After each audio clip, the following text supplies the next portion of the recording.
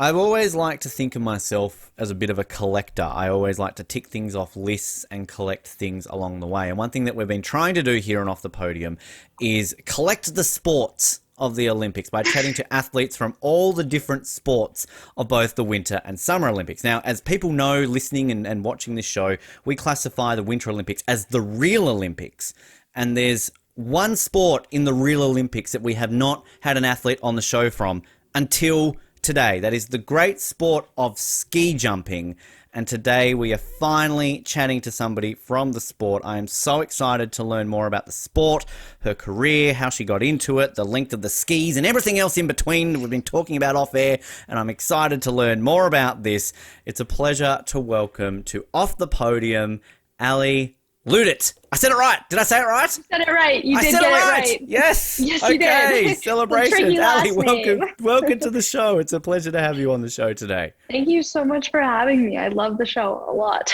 You actually listen. This is you might be the first guest I've ever had who's actually listened to the show. And I don't know if that's a good or a bad thing.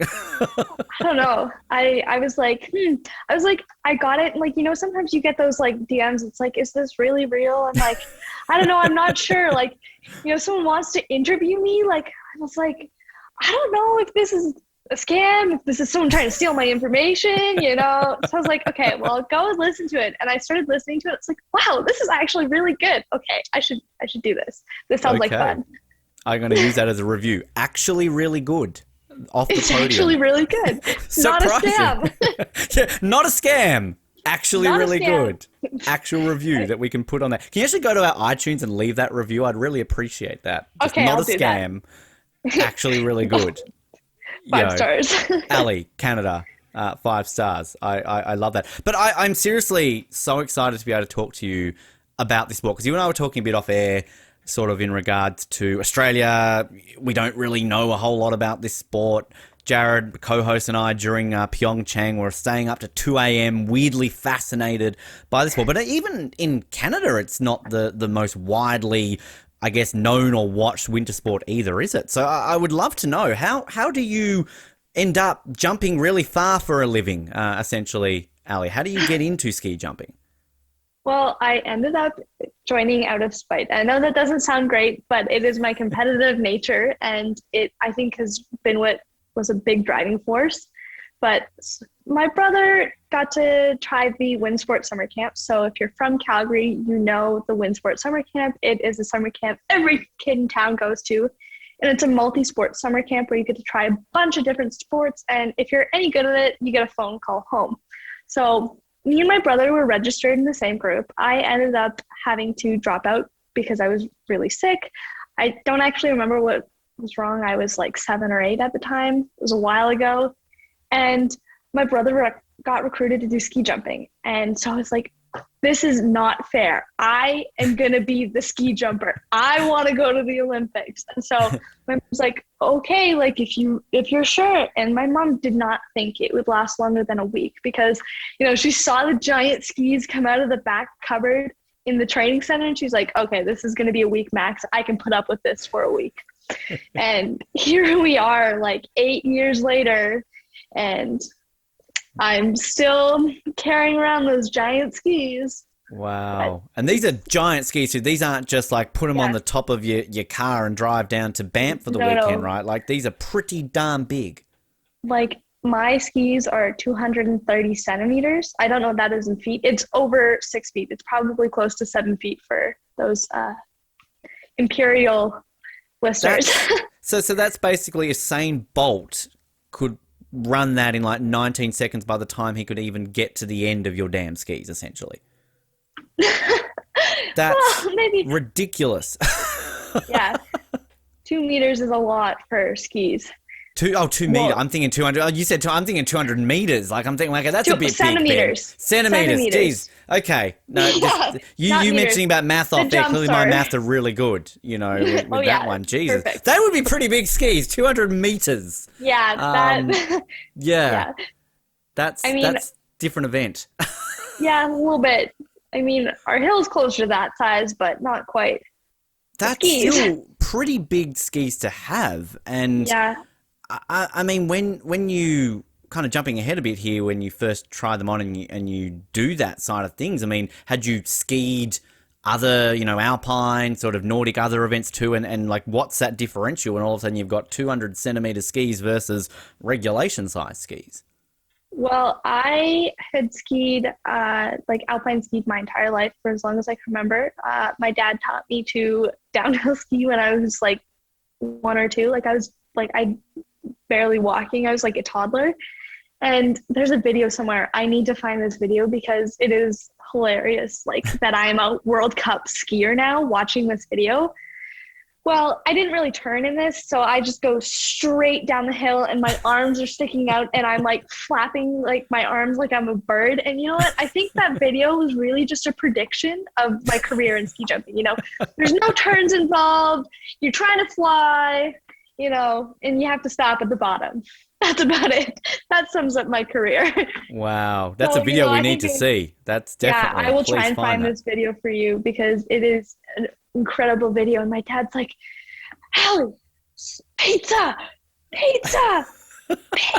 And he's like yelling at the top of his lungs, trying to get me to like stop. Cause like when you're teaching a little kid to ski, you don't like say hockey stop or snowplow. You say like French fries is like your skis are straight, and pizza, your skis are the shape of a pizza, right? Yep. So like my dad's like, not hot dog, pizza, and he's like screaming it, and like it's a GoPro video too, so it's like my dad is like trying to catch me down this hill, and like he finally catches up to me and like picks me up and stops aside, and the video like comes really close to my face, and my dad's like, are you okay? Don't ever do that again. And I'm like, okay. Instead, ski jump. That's safer. Yeah, instead just jump off the tower. It's funny you mentioned the whole piece of like, it's not just children who learn that. I don't know if the episodes you've listened to, you've heard my lovely story about my 5 seconds on skiing before I gave up promptly. But I remember promptly being told, pizza, French fry, pizza, French fry. I think I was barely in the restaurant door before I gave up. So it is like the typical way that, a absolute beginner is taught to ski. It is like lesson 1. That is what you get taught. And I also remember that video is the first time I got to ski on my own. So like, have you ever been on a ski hill and seen the little kid on the harness with the leash and the parents holding them with the leash? That was me. And then after I got taken off the leash, I would ski behind my dad.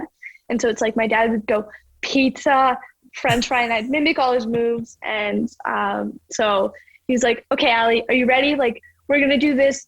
You're going to go in front. And I was like, okay. I like start slowly, like pizza. And then I just go like this and go like, I straighten my skis out and I go straight down the hill. Wow. That's crazy. Which, I mean, I guess growing up in Calgary, you've got a pretty good facility there that still exists. So is that kind of where this love of winter sports came from the family, that it was so accessible to you all? Well, I think my love of sports is definitely from my family. My mom's side is like total hockey family. My mom was a ski racer, but most of her family played hockey. Like I had an uncle and my grandfather who were both like national hockey level, like not quite NHL, but it's called junior A. Yep. I know it means not a lot to most people who don't understand hockey rankings, but I had lots of family in winter sports, and like my mom was a ski racer, and my dad actually was in an extreme sport, but it was not a winter sport. He was a motocross rider, professional motocross rider. Wow. So, I mean, I think my adrenaline junkie came from my family. I think they influenced that a lot, and I looked up both of them and both watched them go crazy on skis, and it was kind of like, ooh, okay, this is normal. This is fun. They can't go off at you if you want to jump down a big hill, right? Because they're kind of doing that as well. I've got to ask, just on the subject of hockey, whenever I talk to somebody from Calgary, does that mean you go for a certain team that I may not get excited if you say that you do go for that team? I don't know. If you spent time in Montreal, you might not like my answer. Ah, right. So you're a Canadiens fan then? No. I'm their opposing fan. I am a Leafs fan. Wow. How did now? Come on. I thought you were smart. Whoa, whoa, whoa. Oh, I've offended. This Whoa, interview was whoa. short. Um, I mean, I don't know. Like my stepmom is a big Leafs fan, and so my brother's a big Leafs fan too, and so it's just kind of like my family's Leaf fans. So I kind of I feel Colin should be doing this. train. You've listened to our interviews. I'm sure you've heard Yeah. Colin sort of. Actually, the preps I went for this, I had this ready to go, just in case you were going to say. Okay. Well, that is a good team. That one I can Good. live with. Yeah. I kind of have. I actually have started watching the Kraken. They're the new Seattle team. Yep. And I don't know, I'm starting to get a feeling for them, so we'll see. I don't think I'll ever abandon the Leafs, but They got Mr. Giordano, so they took our captain. Yeah. I think I it's know. Are you a Calgary fan? yeah. Well, I'm co-Calgary Anaheim, just because you can't grow up in Australia without going for the Ducks. I've got to have an American and Canadian team, but I guess Flames probably a little bit more so. Yeah. Okay, So, very acceptable. I did go to Calgary. One time I went to Calgary was deliberately to go to the Saddle Dome to watch a game. So, that was kind of my one The time Saddle being Dome in Calgary. is. I've actually skated on the Saddle Dome ice. Nice. Wow. Yeah, That's fun pretty fact. epic. Wow. It was pretty cool. The fun thing I selfie. found about that was when I got my ticket, and I think I had a letter or a number, whichever one was in the, and like I'm looking everywhere. I'm going, where the hell am I going? And I've done like 5 laps. I'm like, okay, I'm going to go see an usher. And they've looked at me and they're going, oh, you're all the way up there. And I didn't even know, I couldn't even see the seats from where I was standing. I go, what, where? Oh, all the way. Oh, Yeah. okay. How do I get there? Do I have to catch a plane or something? Or Yeah, it's a pretty impressive arena. I mean, we're Yeah. having, I'm not sure if it's 100% yet, but they're constructing a new one. Yeah, that's right. Yeah. Yeah, and that's pretty exciting too. Which I don't know. is My quite over, because I think wasn't, again, we're getting off topic here, but this is what we're doing off the podium. I think, wasn't that a big thing around the city not wanting to pursue the Olympic bid for, was it 2026, I think, because they weren't willing to build the stadium at the time or something? Or Yeah, no, it wasn't. The hockey facility was the only one that the majority of the city was actually in support of. And so they Right. said, why don't we put this funding towards an NHL stadium instead? Because Olympic-sized rinks are different than NHL-sized rinks. So they're like, well, we can't have both. So, Yeah. yeah, unfortunately. I mean, Yeah. 2030, there's whispers that Yeah. Vancouver could have the games again. Yes, So I am quite excited that we're talking about a bid for that.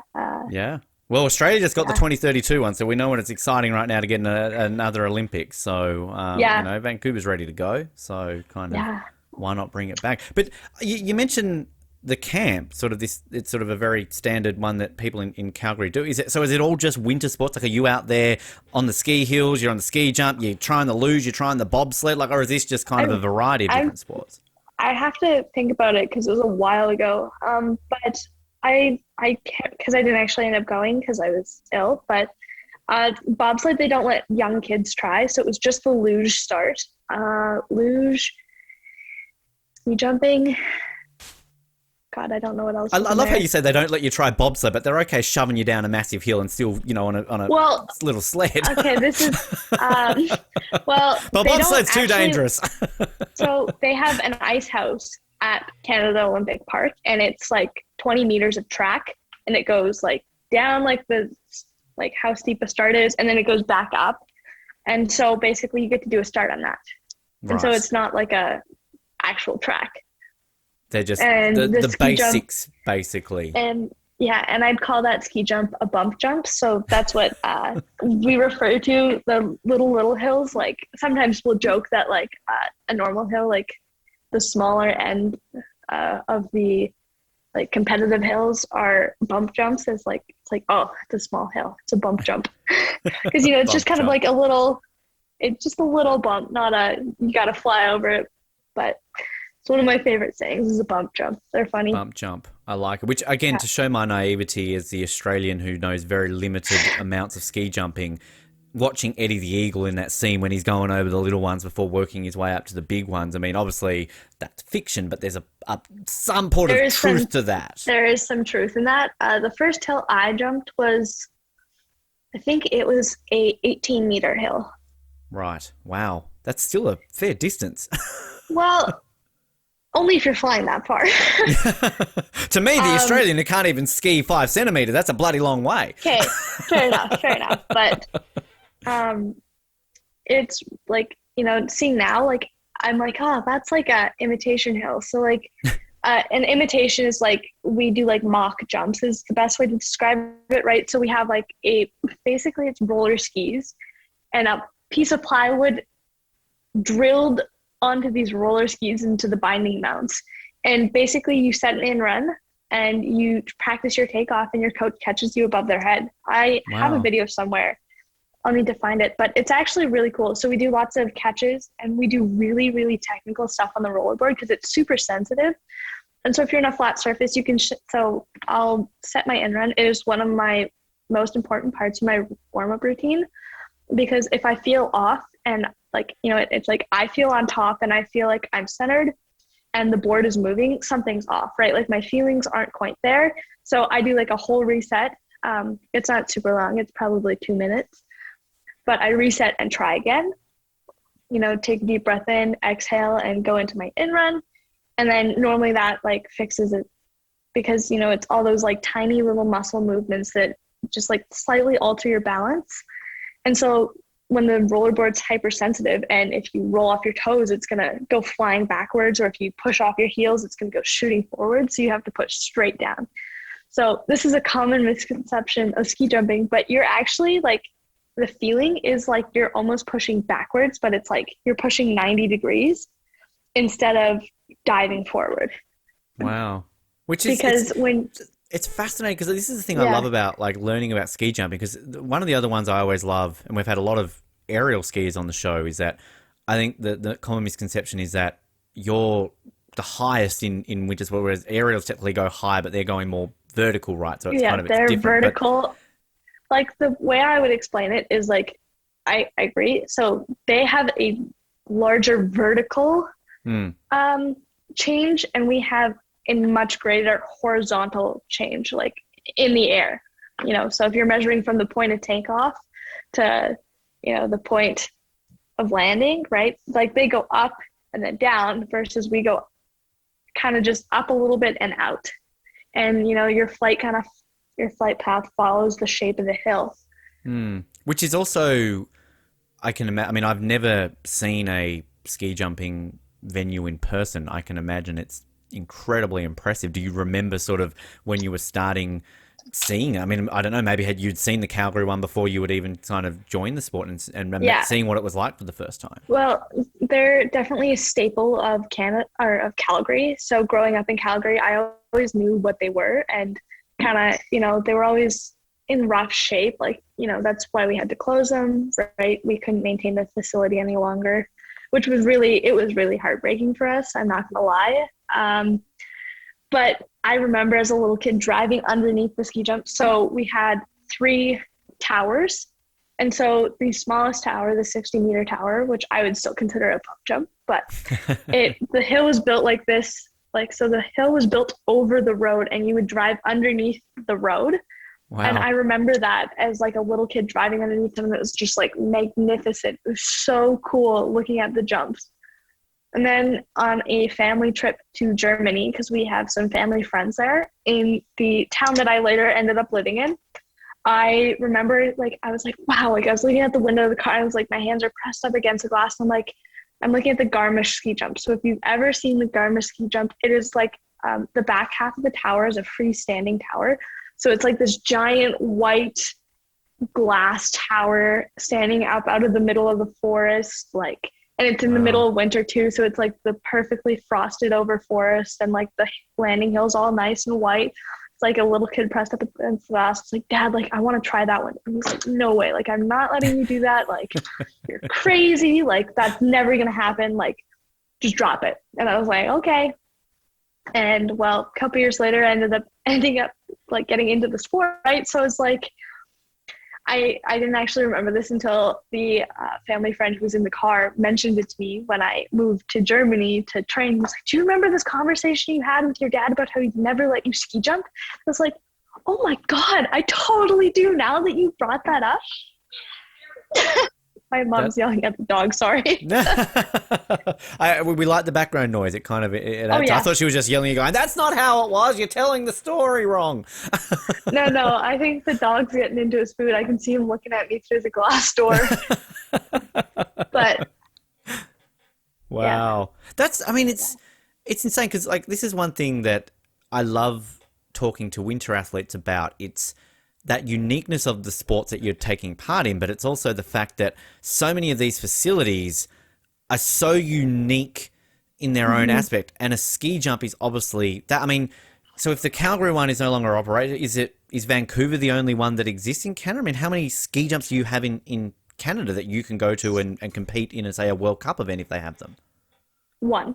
So it is just Whistler. the Vancouver is the Whistler one is the only issue with Vancouver is that like it's kind of only used for events.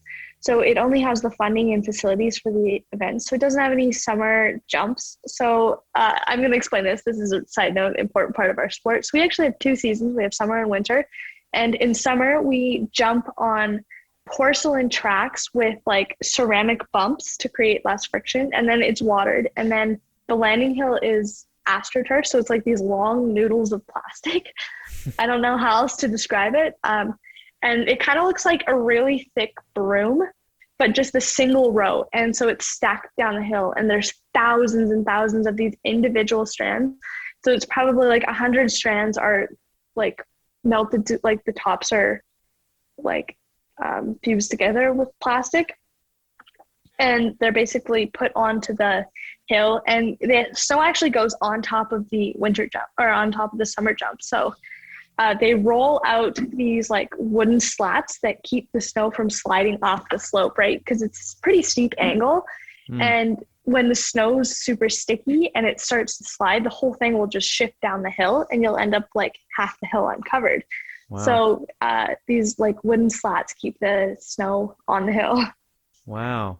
So is it a case of, as you're saying, having a summer and sort of a winter? I mean, so you're not just chasing snow all year round, essentially? Because I guess it's difficult to do in ski jumping, really, because there would be no, whereas say an alpine or a freestyle skier can come to New Zealand or Australia. Obviously, we don't have any ski jumps in this part of the world, so you can't really go to the southern hemisphere to chase the snow, can you?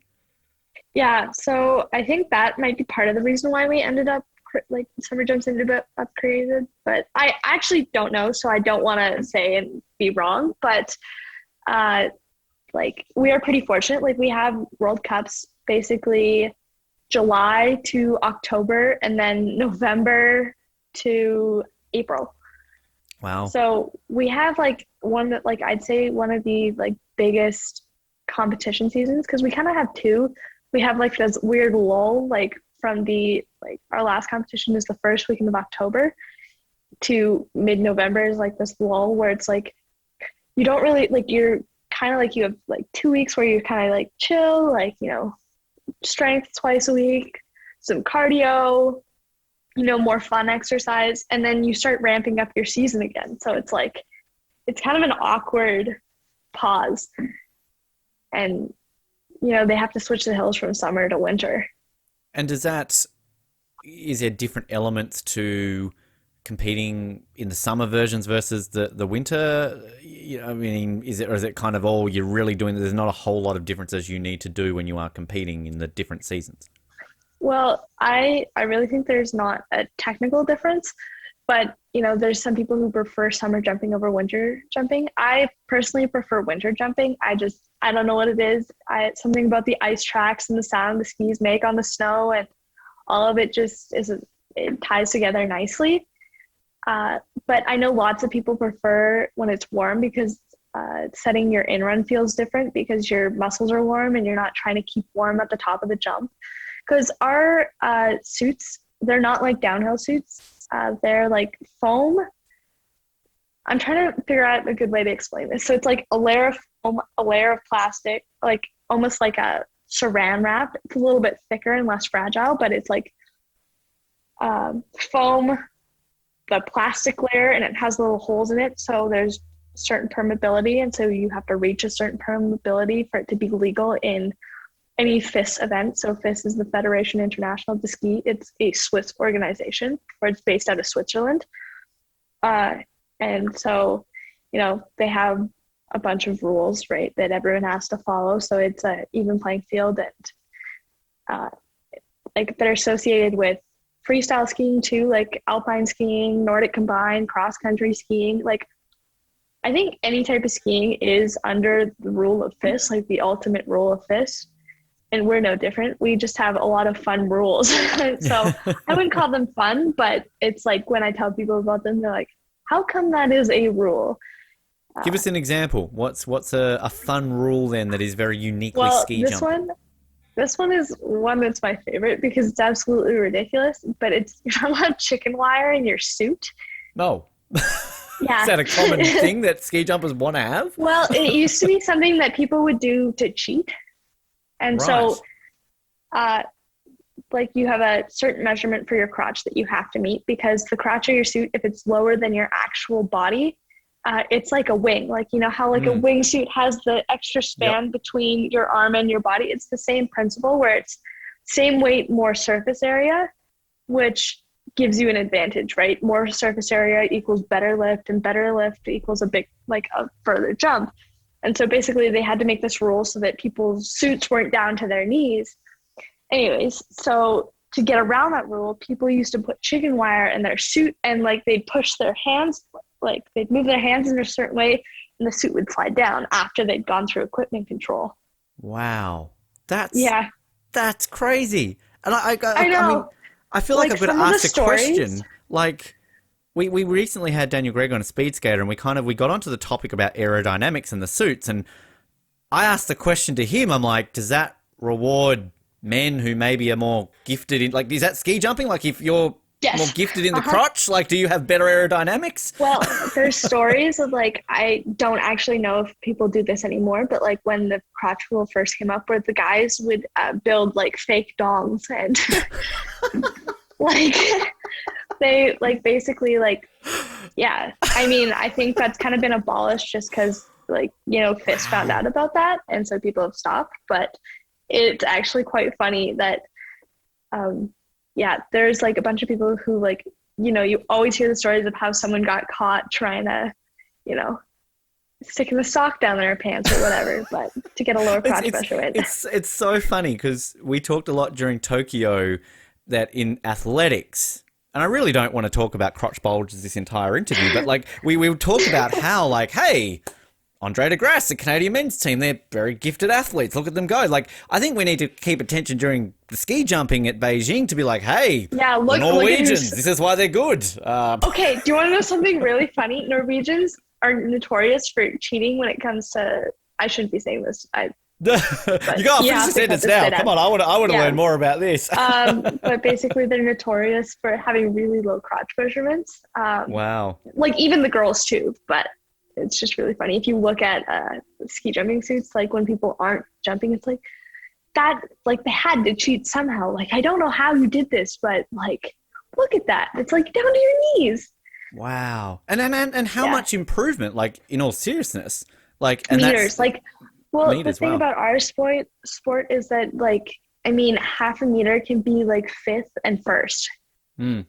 Depending on how close the competition is, you really want to push that boundary, right? Because, half a meter could be a medal versus just top 5. And I mean, some people would be I'd be thrilled to come top 5, but, a lot of those really competitive guys would be, disappointed with a 5th place, right? And so, it's that every little bit counts, I'm so fascinated by this conversation, Ali, because I legitimately now can say that during Beijing, that legitimately the gold medal winner is probably got the biggest dong. So I wouldn't say that for sure, but I mean, if you'd like to say that, go for it. Oh, I'm saying it right now. But I was going to say, do you know how you actually win in ski jumping? Because this is often a question that people get quite wrong. I was going to ask, so we did talk about this in a recent episode where we were talking about ski jumping, and it was a case of naive Australians watch it going, it's who gets the furthest. But it's not, is it? Because there's No. technical points awarded too by the flight and the technique and everything, isn't there? Yeah, that's actually one of the things I really, really love about my sport is that, it comes down to like that. Did I push it every little bit I can to get as far as I can? Because not only the further you go, obviously the more points you get because there's a point per meter, right? Or like however many points assigned per meter.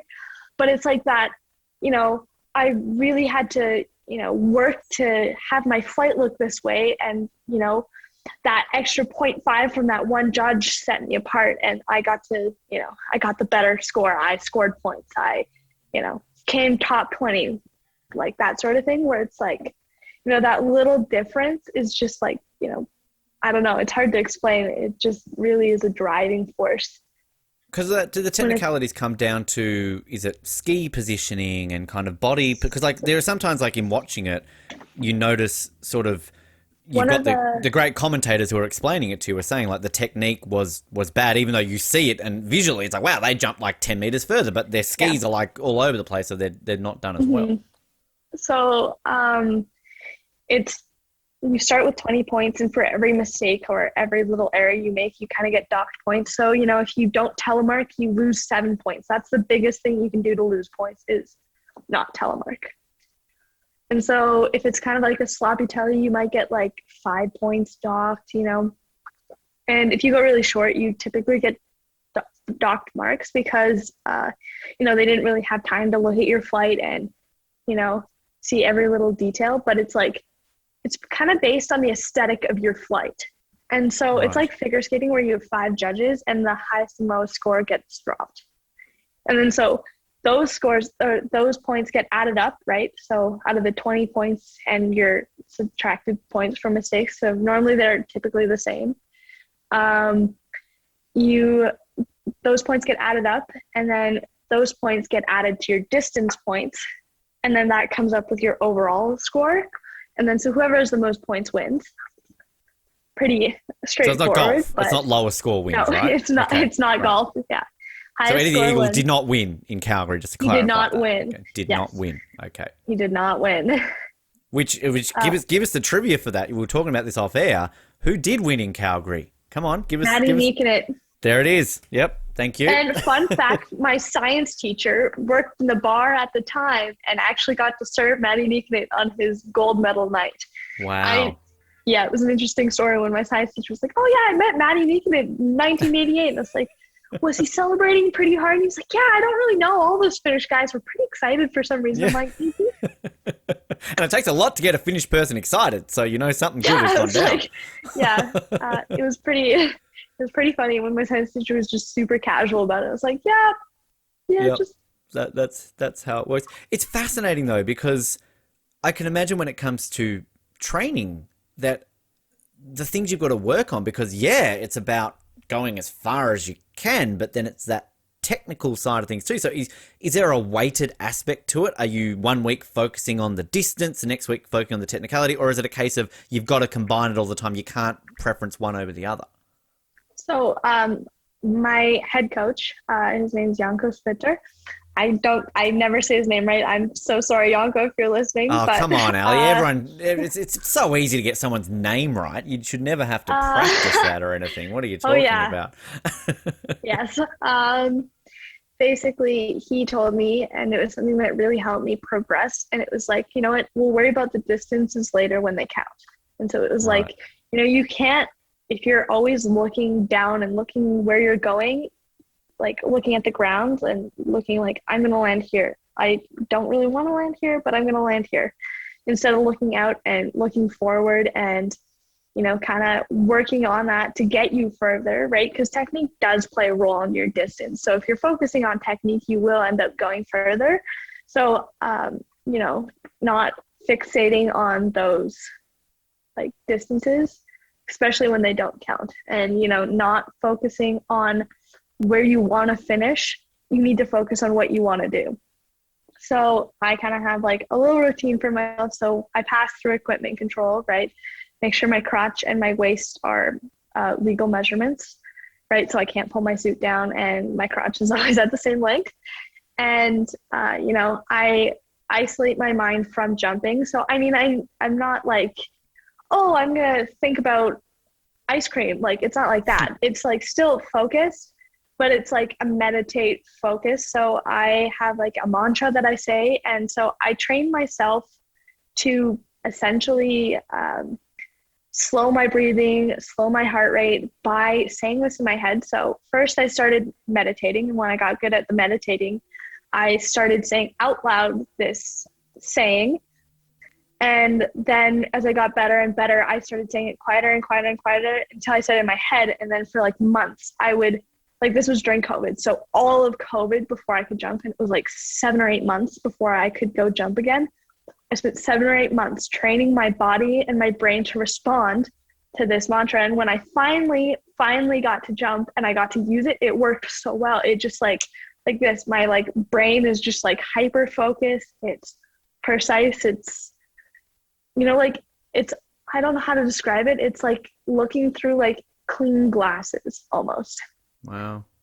Which is, it's, I love hearing that, the mental aspect of any sport and kind of what you need to do, because it's the thing I also love about watching the sport, the many levels. I love ski jumping. I really do. It's just that moment when you're at the top of the hill and you just get that focus that is just in your eyes staring that down, and kind of you've got that moment where you're looking at your coach before they can drop you down, and kind of all that kind of thing that must be going through your brain before you start going down the jump. So this is something that often you can't see just from the angle it's filmed at, but there's this box and it has 3 lights on it. It has red, yellow, green, and numbers above each light. And so red means you can't get on the bar, you're putting on your skis. Turns yellow, it means you can get on the bar. And then you sit on the bar until it turns green and your coach flags you. And in bad wind conditions, like, you can end up on the bar for like 45 seconds. And like, usually when you get to 45, they pull you off, but you still have to be focused until the light turns red again. Because if the light turns red again, you get off. If it goes green, you go.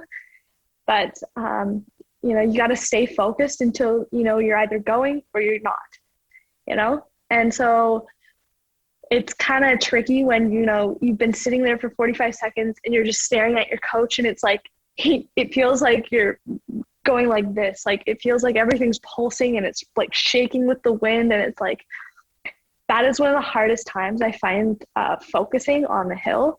And so that's one of the times I really like to use my little saying, because, Can you tell us your saying, or is it a secret? You don't want to share it? No, I can share it. It's just do what you do. And so it's something my dad always said to me. It's something he came up with. I don't know how he came up with it, but it's something I like to say. I have it written on the inside of my helmet, because when we, after we go through equipment control, we take off our helmets and put our masks in. And so it's the last thing I see before I get on the bar. Right. Is write this saying that, just brings me to peace and brings me into focus. Yeah. Wow. Fantastic. So you mentioned before you can be up there for 45 seconds. So is there a time limit? So like in archery, how they've got to shoot within a certain amount of time? Like, what is the time limit? So once it goes green, you have 10 seconds to go. And like, there's been times where it's like my qualification jump for my most recent competition, I was on the bar and it was on there for a really long time, and then it goes green and my coach is like nowhere to be seen, and I just see a German flag flagging me, and I was like, well, you know what, I'm gonna go. And I was like, I guess I'm going. Like, yep. Wow. Jeez. I have to go on green or I don't get to compete. So it's like, you'll see it later. It's on TV. And plus, you can't stop. It's not like you all of a sudden go, shit, shouldn't have gone. Like, as soon as you go, you're gone. Like, you're in that jump, basically. There's been moments where it's like, I've gone and I'm like, did my coach actually flag me? Did I just go like without thinking? Like, should I have gone? Like, sometimes I have those moments where it's like, maybe I shouldn't have done that. Whoops. There's my brother. There's you. Bring him in. Let's bring the whole gang in. We'll have the whole talking. A family chat. This might be a dumb question, but you're on the podium. Glass door. I'm sorry. Oh, okay. I feel like we need to see this. Like, all of a sudden, it's like Cass, come here. Benny Hill show's happening. Bonus. Yeah, bonus he just guest. walked into the glass door. Yeah, the bonus guest. I like this. This Our is video the hockey audience player. is. Hello, go Flames. He said, hello, go Flames. He's also a Leafs fan. I'm sorry. Okay. Whoa, he's getting things thrown at you right now all of a sudden. Yeah. Which, I mean, again, this might be a dumb question, but you're on off the podium, so it fits the thing. But when it comes to the wind aspect, is the coach waiting for it to be behind you so it can help you? Because obviously I'm guessing you don't want, is it the opposite? How does the other way around? So it is the other way around. A plane always takes off into the wind, right? Yeah. I don't know if that's pretty common knowledge, but our philosophy is the same. You create more lift jumping into the wind. So headwind is the best conditions for ski jumping. Sometimes when there's too much headwind, it's dangerous because you can end up going too far and hurting yourself. But, I think we're always willing to take that risk. Wow. Bar jump is a bar jump. So do you then just become really attuned to wind? So like if you're just at ground level, you're going, well, the wind is flying, 17 kilometers to the west. And it's like you get so attuned, like a wind talker, basically. No, because at the top of the jump, the wind, like the shape of the jump, the wind kind of goes differently up the hill. We normally tap out at 6 meters per second headwind. Right. Wow. I mean, we've jumped in it, but we won't compete in that just because it's inconsistent. And, you get these huge point differentials and when there's wind. So there's such thing as a wind comp, right? Level the playing field. So, if I have headwind and the girl behind me doesn't have headwind, I'm going to have negative points because headwind is going to give me an advantage. So, you get points added or deducted based on meters per second of the wind. So is it a sport that, say, a world record exists, or is it so different per venue so you can still have world and Olympic records? Yeah, so I don't know what the Canadian Olympic record is. I know who holds it, but I don't know what it is. But I know the Canadian record and I know the world record. So I can tell you those. The Canadian women's record is 130 meters. Right. And the world record is 253.5 meters. Wow. Just it's a long jump. So long. Yeah. Yeah, that's ski flying. And women aren't actually allowed to ski fly, which is so unfortunate. Because which I was going to ask about ski flying, because I've read about this. Why isn't this? This sounds so amazing. Because there's not enough women who are competitive enough to ski fly. So they're kind of holding it out until we have enough women who are strong jumpers, because you're going 110 kilometers off the takeoff instead of 91. Wow. So it's a big difference in speed. So crashes are significantly worse. And the majority of the women's circuit is smaller than the men's circuit. So, the wind will be will hit the girls harder than it hits men. So they're just waiting until there's more sustainable jumping in the women's side.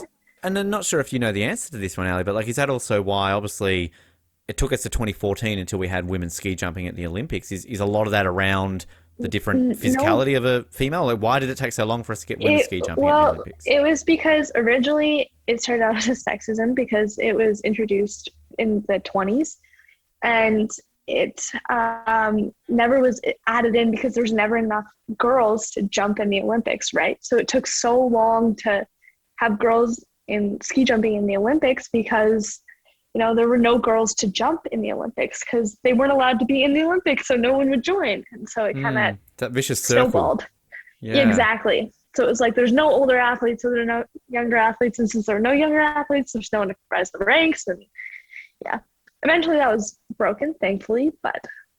And was that something that helped you? Sort of, you would have been about, 10 Sochi? So was that kind of... I joined in September of 2013, I think. So right. Just before.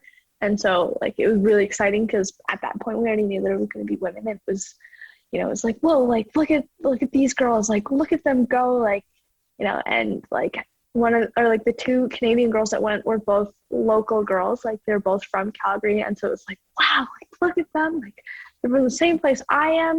And it's funny because now I actually know them, they're no longer jumping, they both retired, but it's wow, but breaking that barrier to kind of be the first ever Canadian those girls female. So there were two girls that went, Tsuku Tanaka and Taylor Henrik, and so those two girls kind of shattered the glass ceiling.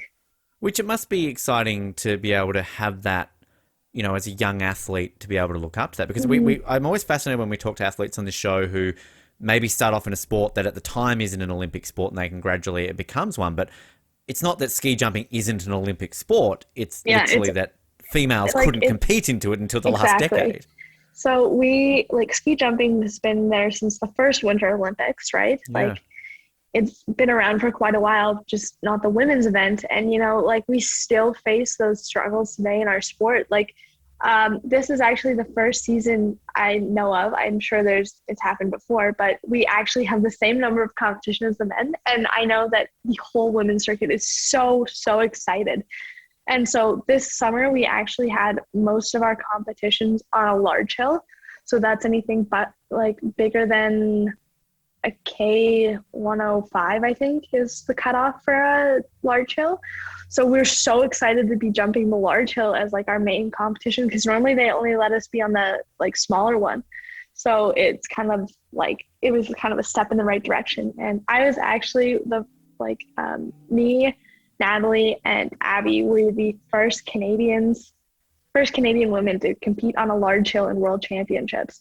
Fantastic. Wow. And I think I was like third or fourth to start for that. Like, great. It was like, I was literally one of the first ones down the in run in world championships for a woman, which is pretty phenomenal.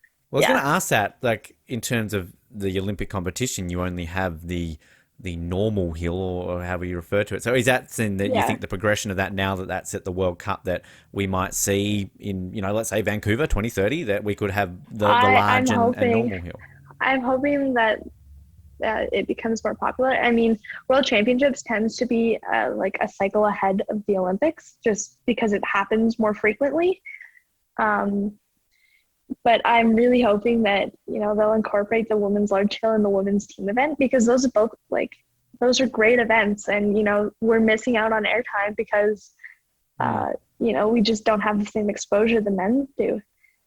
We've seen that a lot. I know during summer we had, say, like the canoeing, for example. We had the first women's canoeing for the first time ever. And it's just kind of, it's interesting that there's so much talk about the equality and how they're still lacking that at the Olympics, and making it sort of very gender equal, essentially. But it is very interesting to look at some Olympic events where it still doesn't. And like, I feel the Winter Olympics maybe is lacking a little bit in that there seem to be a lot more male oriented events at a Winter Olympics versus a Summer Olympics. I mean, there seems to be more leeway at a Winter Olympics because you've got less events, so you can add more events quite easily compared to a Summer Olympics.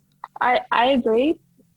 It's kind of unfortunate. Like, Winter Olympics is definitely male dominated, which is kind of sad, but I think we're definitely working towards more equality in sport, which, you know, you got to do that one step at a time. You know, you can't make big changes fast or else they won't stay. Do you remember the first time you went, like, you're talking about the bump jumps, like when you got to go on the proper jump? How old were you, and do you remember that first time? I was 9. 9. Wow. And that's sure actually your dad loved kind that. of late. Oh yeah. That's kind of late for a ski jumper. Like, lots of my teammates joined when they were 5 or 6. Wow. Yeah. So you start off pretty young, and I always say they start us young so that we don't learn to be afraid. Because, right, you know, you're kind of like, okay, like, I'll go. Go on to it, yeah. And wow. So we have gates, right? So, you know, the lower the gate, the closer you are to the end of the jump, right? So on a small hill, you use the gates to kind of like work kids up to going from the top. Because on the smaller hills, you typically send kids from the top just because they need the little bit extra speed. And so I remember walking up, and I never jumped before. This was my first day. I was like walking up, and I'm like, what are those bars for? And my coach was like, just keep walking. And I was like, okay. And so, like, I've always been like very spunky and bubbly and excited. Like, that's one of my biggest issues in sport, is that I get too excited. I mean, it's a good issue to have, but not always. Not as a Leafs fan. Just sorry, had to say it. Yeah. I really need Colin on this show. He needs to balance the burns, basically. So, you know, yeah. Which, I mean, it's fascinating to think that at that age. And so when you do that, is it a case of, wow, this is what I want to do? This is where I want to set my career goals? from the first jump, I was like, I'm going to the Olympics. I was like, I want to go. I took one jump and I was like, I'm in. This is it. This is what I want to do. And my parents were like, okay. Yeah. So you're 8. So you're 17 9. now. I was 9. You were 9, sorry, been, 9. Yeah. So I think you mentioned for to me about 8 years. I think you mentioned to me in the lead up to this chat that Beijing is the first that you're allowed to go based on your age. So what's the age cutoff in ski jumping? I think it's 16, but right. It's just kind of, I am one of the youngest World Cup jumpers. I think I'm I want to say third youngest jumper with points.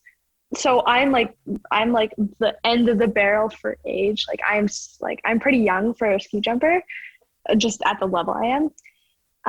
And so I was actually too young to compete in the last games because I wasn't even old enough to compete in the lower level competitions.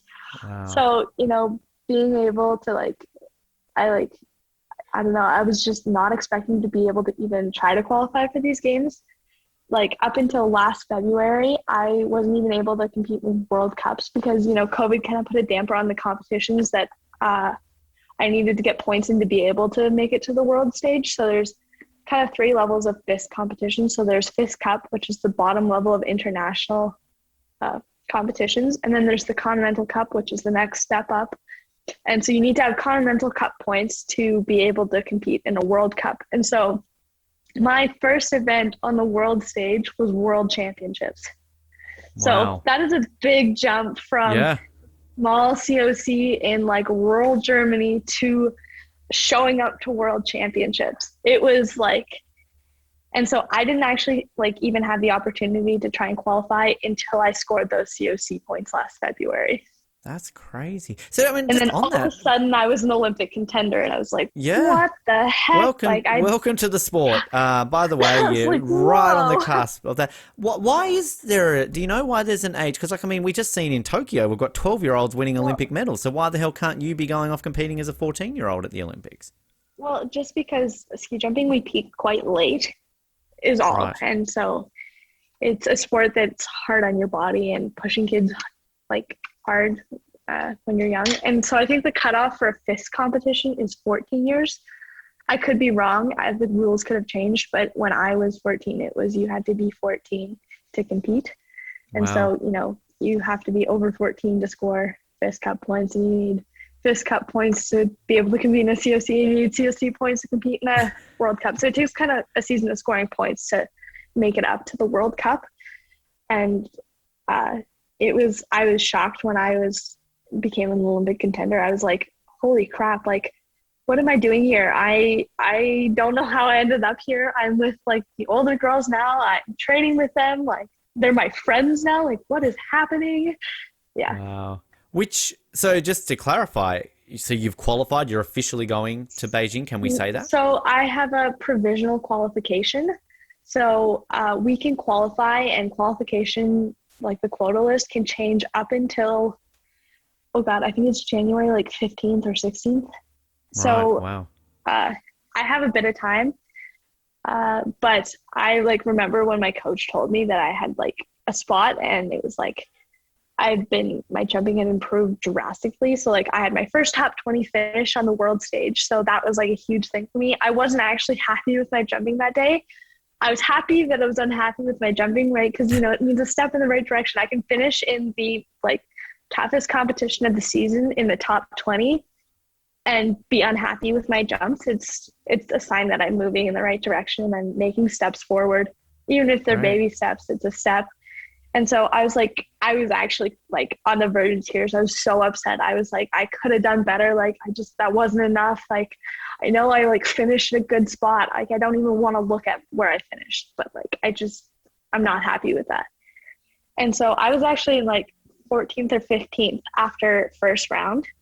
And so I was super upset. My second jump wasn't very good. And I was just sitting alone in the change room. I was just so bummed. And I hear the click of the radio. It's and it's my coach comes in Miss Alexandria. And I'm yeah. And he's congratulations. I'm what for?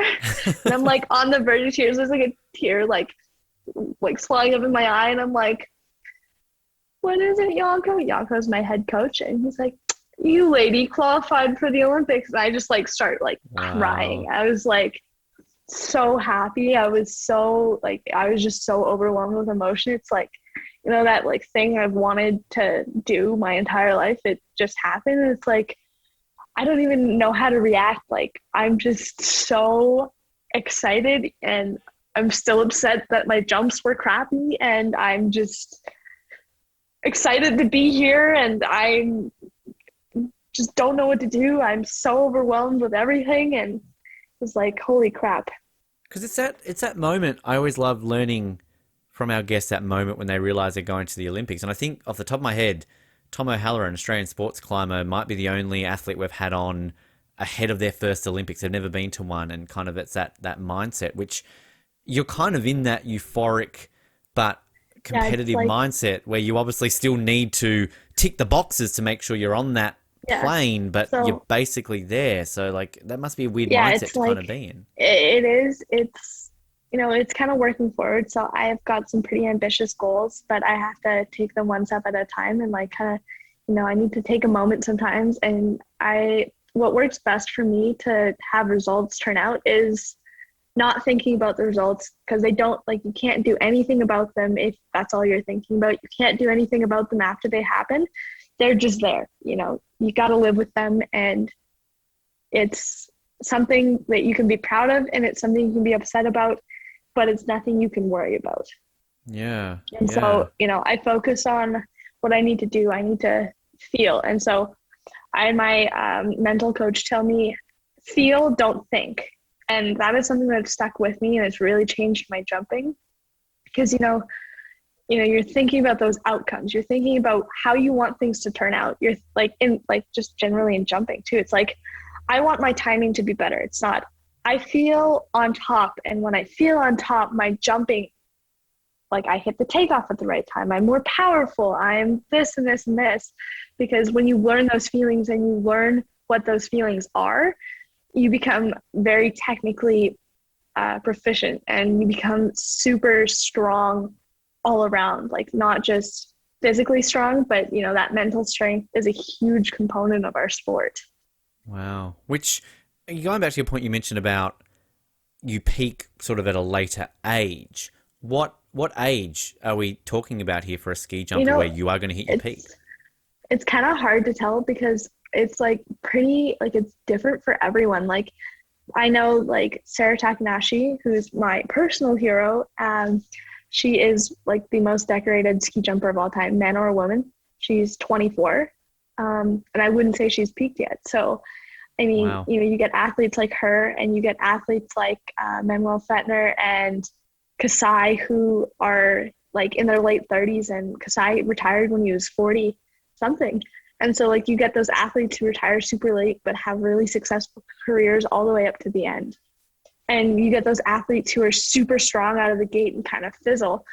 And so, you know, it's hard to say when it's a sport that's based so much on mental strength. And, you know, it's like, how long can you keep this up? And how long can you physically and mentally push yourself to be better and be stronger and be the best?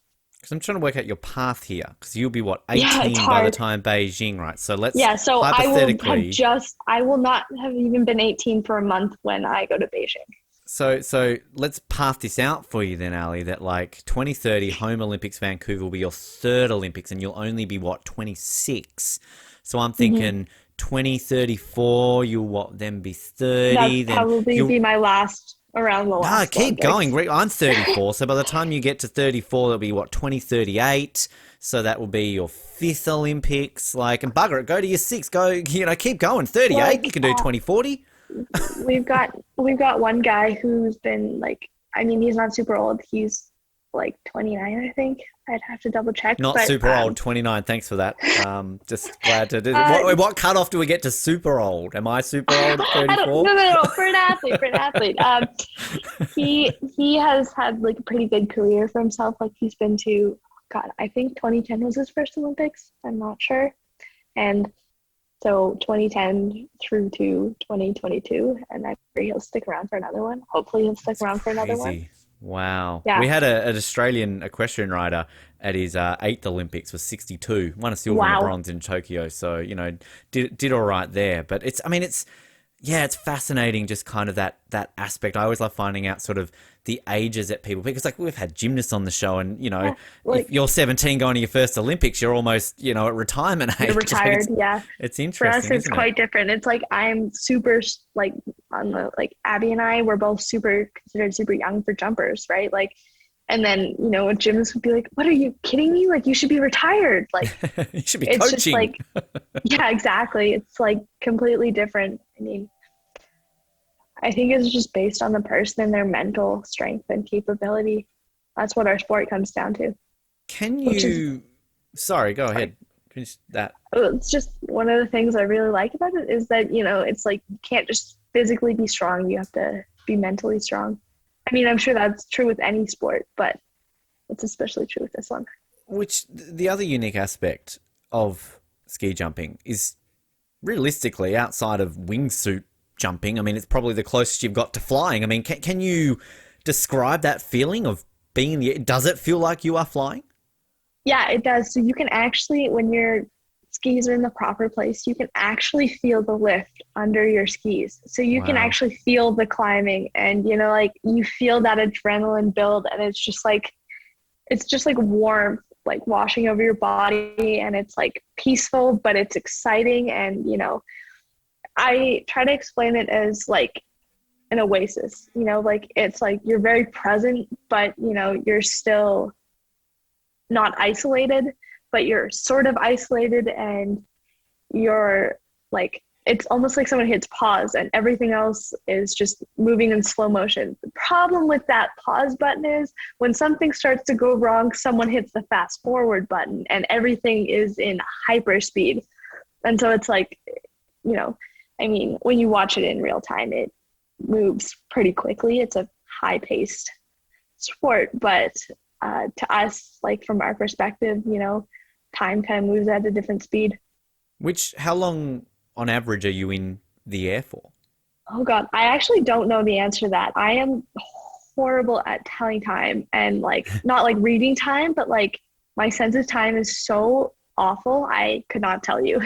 Because I know, like, when we've talked to Laura Hinkson diver, I think she mentions like 1.9 seconds from the 10 meter, and then I think from memory aerials is about 3 seconds.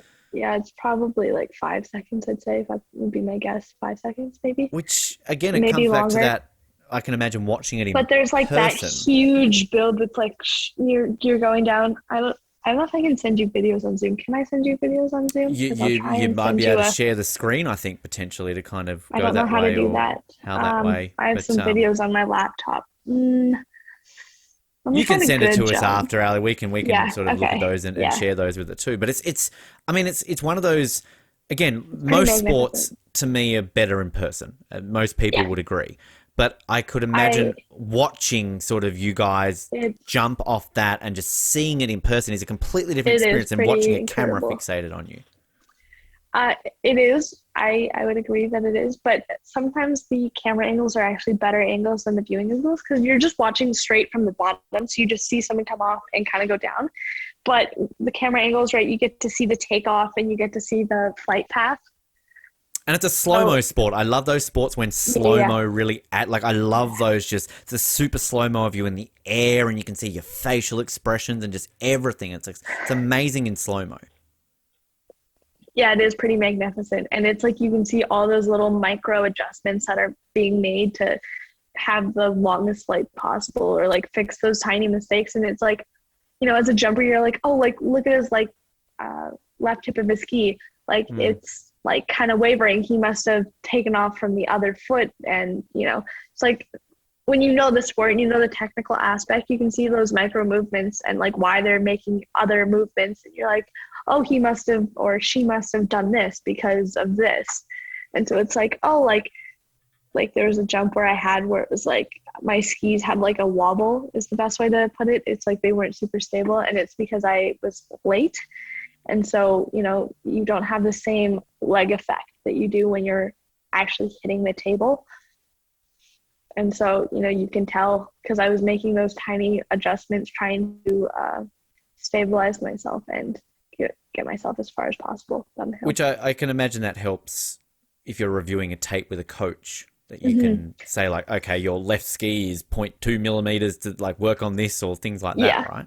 And so like a lot of the time he'll like our assistant coach will help us and he'll videotape us from behind so we can watch our symmetry, because that's a big thing that affects distance, is the symmetry of the jump, right? And you won't get docked marks unless your symmetry is like really, really bad.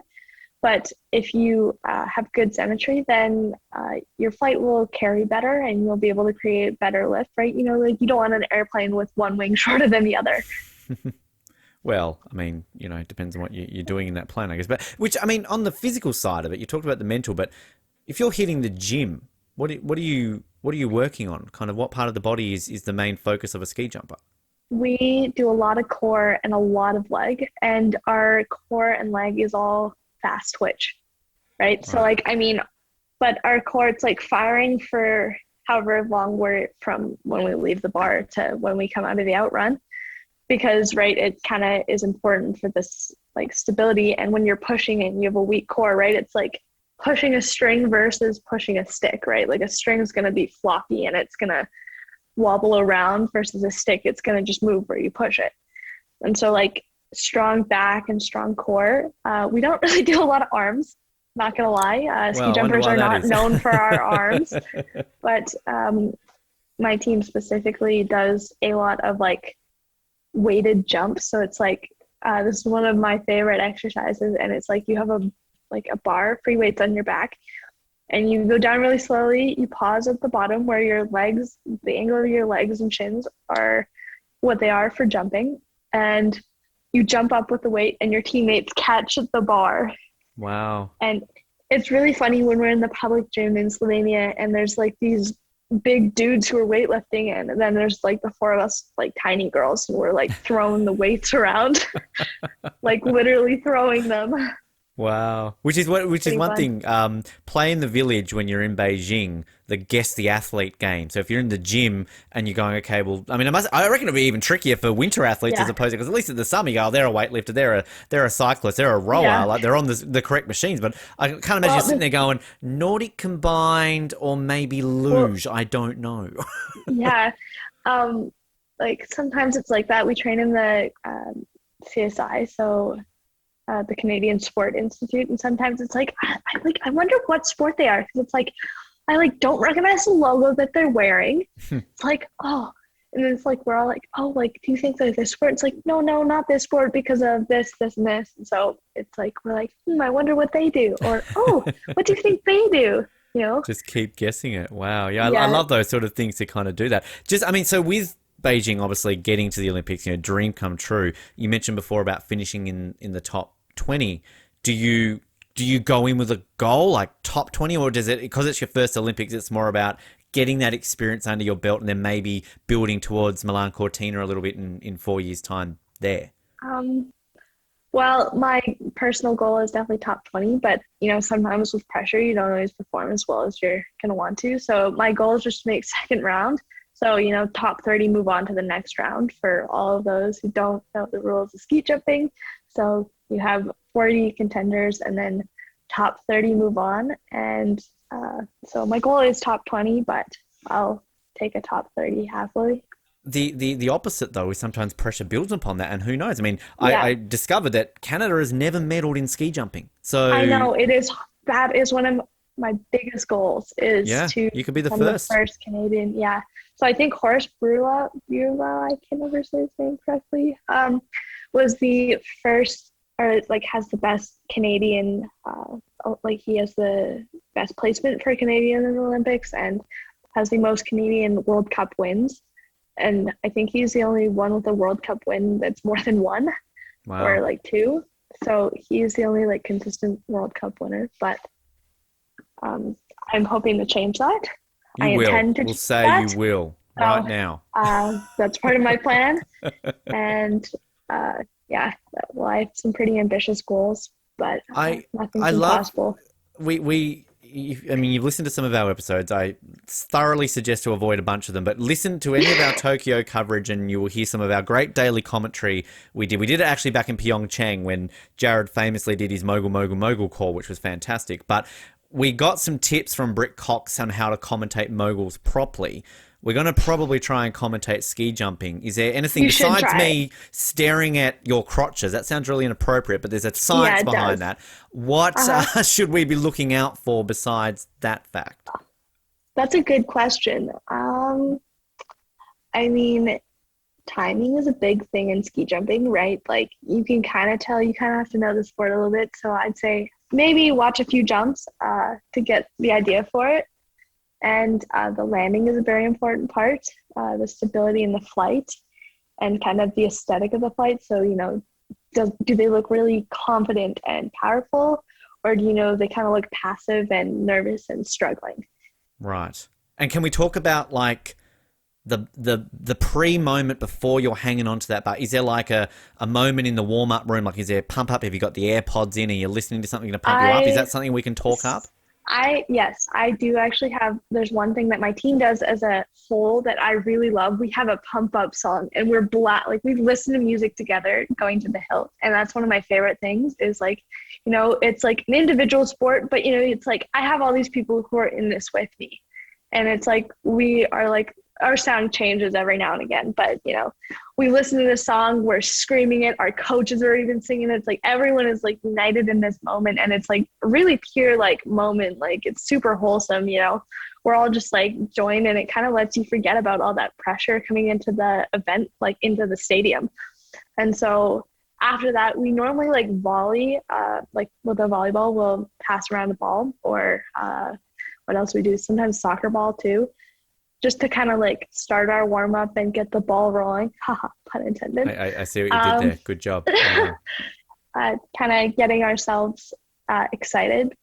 I have an issue with getting too excited. I get super wound up and I have a tendency to jump early because I just cannot wait any longer. And I'm just so excited. I fixed that problem now, thankfully.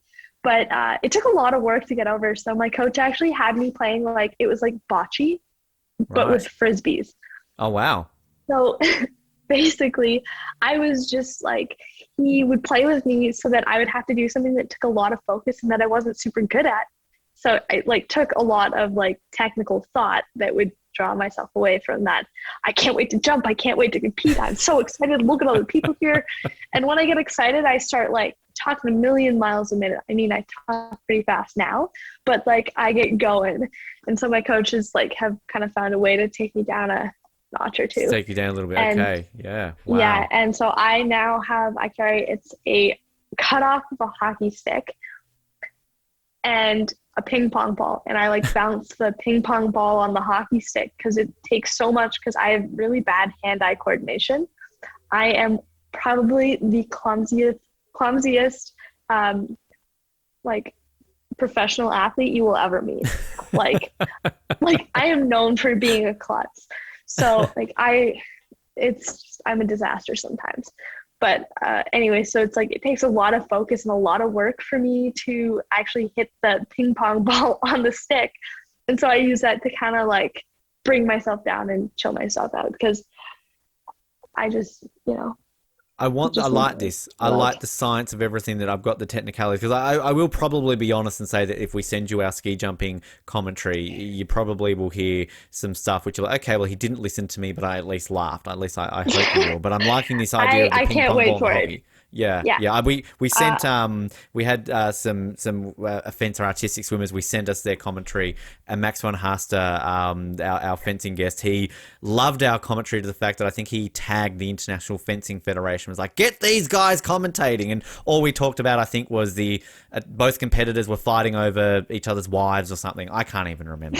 We did a lot of commentary. Oh my god! Yeah. I can't wait to hear the ski jumping. We will try our best to do that. What's the song? What's the pump up song that you have before my pump up song, or the team song, or like kind of? I have a playlist more that kind of. Give us both. Give us the secrets for both, if you're allowed to disclose them. Well, right, like we listen to the song Friday a lot. So it's like it's Friday. That one. We listen to that one a lot in the summer, and then it kind of switched to God, what song were we listening to now? I can never remember the name of this song. I know all the words. It's you a can sing it for song. us if you really want to. Oh, I can't sing. I can't ski jump, but hey. um, oh, I think it's like I feel good, I think is what it's called by Pitbull. Okay. Anyways, we listen to that song on full blast in the team car. It's pretty fun. Pumps it works. I like that. Again, Yeah. we'll remember this come the Olympics, and we'll make Yes. sure that it goes that way. I just before we get to sort of our wrap up final questions, which is I don't even have to pre-warn you. You know about these. I know these ones. Yeah, you've written your answers. I've said you've drawn things already for me, Ellie, I expect. I was going to, but I actually ended up writing a practice exam instead. No, well, certain things can take priority, I guess. Yeah, There, but I'm really intrigued. I'm always looking for a way into the Olympics. Again, I'm a bit older. Curling I thought was always mine, but I'm really thinking ski jumping because, as I said to you off air, Australia has never had an Olympic ski jumper ever. So, I mean, I feel that the quota should probably maybe there's just this Australian slot that is waiting that no one's ever taken up from. So maybe if I just get on one of the bump jumps, kind of get a bit of practice, then I can get into one of the suits. I would automatically be the Australian record holder straight away, and then just somehow get to a point where I can qualify for the Olympics. I mean, do you have any advice for me? Should I maybe look at a ski jump and go, maybe that's for me, and maybe give it a crack? I don't want to burst your bubble, but you would need to come top 30 in more than one World Cup. Oh, look, I'm up for a challenge. Yeah. And we call that the Eddie the Eagle rule. Right. Okay. Damn it, Eddie. Yes. God damn it. I knew there was a reason why that movie sometimes annoys me. It's just 'cause he's ruining my Olympic dreams. Exactly. Damn it. I'm sorry. Yeah, which No I mean, look, one's sick it's of far curling more than then. Hugh Jackman with an You're not, American accent, which kind Yeah. of annoys you. Which, in all seriousness, because it's always fascinating. Whenever I've had bobsledders on the show, I mean, straight away it's like, oh, cool runnings, you get that, particularly in this part of the world. But does a movie like that help or hinder the sport? Because obviously it brings new eyes to the sport. People know his story, but for someone like yourself, who this is your career, and you've got dumb Australian like me going, oh, I saw it in a movie, does it weirdly also hinder it because there's a lot more to it than a fictionalized version of a true story, if that makes sense? A little bit of both, I'd say, because it did actually help a lot of ski jumping in Calgary specifically, just because a lot of the parents of the kids who ended up joining were actually there and watched Eddie, right? So we had an event where Eddie actually came. I have jumped with Eddie. Fun fact. Wow. I've Did you beat actually him? jumped with him. Yes, I was 12. Okay. There you go. And I outjumped him when I was 12. I like to say that because people are always mind blown when I say I outjumped Eddie the Eagle when I was 12 years old. But that event actually, that was one of the, still to this day, I have competed in world championships and World Cups. And that is still one of the most spectated events I have ever competed or jumped in. It wasn't a competition. It was just a show comp. But there were thousands of people there watching us jump just because Eddie was there. It was crazy. Which is those eyes, though. It's that you've got sort of eyes on the sport, but it's exactly. It's a weird eyes because it's when you watch someone kind of starting to stumble, you're like, oh, I kind of want to watch this. I know I shouldn't, but it's I wonder if it's like that, where it's if you're watching NASCAR just for the crashes, basically, when there's a lot more to it. Well, not necessarily crashes. It's more I want to see a normal person do this.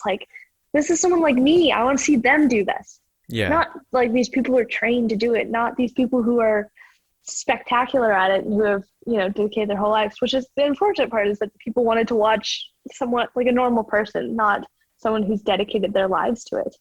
Which it's interesting because, again, on that aspect of saying that on the outside of Canada and Australia, we look at Canada as a winter sports powerhouse and we assume you're good at all winter sports. But obviously, ski jumping, when we had Nathaniel on to talk about Nordic combined, it's obviously not quite on that level that, it is for hockey and the speed skating, things like that. But it's fascinating to kind of think about how that can have a negative impact at the same time, because people associate, particularly in Australia. I have no doubt that if I went to a random Australian and talked about ski jumping, the first thing they're going to talk about is Eddie the Eagle. It's no different if I said bobsled, they're going to talk about cool running. If I talk about ice hockey, they're going to talk about the Mighty Ducks, these fictionalized versions of things, which, sure, it brings eyes on it, but your sport is, an amazing sport, and you're all highly trained athletes who are doing the best you can. It's a lot more than some random Well, English dude who just happened to jump down a hill. exactly. And so, I mean, actually, I find this very interesting about my sport, but crashes aren't as common as you'd think they are, because the people jumping the big hills and the dangerous hills are like trained to be jumping those hills, and they've had years of practice, right? So it kind of eliminates the risk. I mean, there's always going to be a risk. Like, there's environmental factors, right? You can't control the wind, you can't control the rain, you can't control the snow. As cool as that would be, you can't. So, I mean, I have had my own crashes due to that. I mean, to be fair, one of them I ran into a wall, but How does that work? so I just like, I was trying to stop, and I kind of just stopped and tipped over into like a cement wall and hit my head on the wall. I don't really remember it. I had a pretty bad concussion. Wow. Yeah. I mean, it's actually, I'm learning a lot more about sports in which I don't associate concussion with on this show. Ski jumping is not like, when you do crash, you get pretty hurt. Like, torn knees is a pretty common one. Concussions, dislocated shoulders, broken ankles, things like Standard. that, Yeah. Yeah. Standard Ouch. injuries. Wow. Yeah. It's also, and that's Fortunately, the they're element. not too common. Like, you can go a couple events without having anyone even like slide out at the bottom. But Because it's also, I mean, it's that danger element that I think a lot of people get drawn to about the winter sports. But it's also, I always love those sports where, like, let's picture this, that you're leading in Beijing. You're in the kiss and cry sort of moment, waiting, watching. You got the cameras on you, and you've got 3 competitors left. Like, deep down, you're going, crash, crash, crash. Come on, I want a medal. well, what you're actually thinking when you're like that one away from the position you want to be in, it's like, oh, like, come on, like, disqualification, not permitted to start. Something happens. Someone doesn't jump well. It's like, oh Chicken God, wire. oh God, oh God. Yeah, exactly. That chicken wire. I've only heard one story of that, and I don't know if it was actually a true story. I do know it's a rule, but I don't know if it's a real rule. Like, Is there a website where I can go to find all the weird rules of ski jumping? I mean, I just Google it, but I'm sure I need to you'd have to education. read through this. Yeah. I mean, I will also read through FIS. I like reading Okay. extended sporting documents to find weird sporting rules. So Okay, I mean, you could create a website that's weird sporting rules. Well, they used to have those coffee table books which were like weird laws that exist in America, and it's like you cannot marry a horse in Alabama, like laws that legitimately exist. So like I'm sure there needs to be a sporting yes. version of that. I actually don't know if that's a law. I'm or not. sure Sorry. there is, but Probably. No, I know. I knew you were just saying I'm sure if things, people but in Alabama are listening and they're about to marry a horse, maybe just look that up first. Like I don't. Yeah, it might be a good plan. Possibly. Yeah. As I said, you know these and these questions, of course, which I'm really hoping they didn't do these for Tokyo, as far as we know. So I'm hoping if they bring this back for Beijing, Team Canada, that they will give you some of these, because these are great questions. I did have a bunch of questions, so I don't know if I can actually talk about that. Okay. We don't know. I didn't hear anything. I don't know what you're talking about. Now, sadly, though, Team Canada did not interview any ski jumpers. At least if they did, they didn't publish any of the ski jumpers on their website. So I've gone with a guest of ours, Andy Naughty, mogul skier, who was obviously retired now, but she came on this show just before Pyeongchang. So these are questions, and these questions, I'm sure if you've listened to enough of these interviews, you'll see some of them change. They're not always the same, but I know for the most part they're similar. If there's a question you're dying to answer that I don't ask you, Ali, then please let me know and I will gladly ask you it. So I can also let you know if I've already answered these for the Canadian Olympic Committee. All right. So you subtly saying that maybe we can look out for these answers to use in Beijing. Maybe. Yes. Just don't tell anyone. Okay. All right. Not yet. Let's start off with your favorite Olympic moment is. Probably the first women's ski jumping event. I mean, that's like, I do remember the first event I remember watching was moguls in Whistler, women's moguls, or maybe it was men's. I don't remember. I was pretty young. I was like 5 or 6. And, but for sure it had to be the first women's ski jumping event. Like, that's a pretty spectacular moment. It's a huge step in my sport. And it's like that shattering the glass ceiling, right? Those women who, were told their whole life they'd never be an Olympian because they're a woman, and like look where they are, look what they've done. Yeah. They've like created a pathway for like a generation of new jumpers and generations after that. So, it's pretty spectacular when you're continuing on a legacy, not just for yourself and your country, but for an entire sport. 100% for sure. I love that answer. Now you sort of, I guess you've already answered this really. As a kid, your favorite sports team was I mean, do you have any other sporting teams that you follow outside of the Leafs?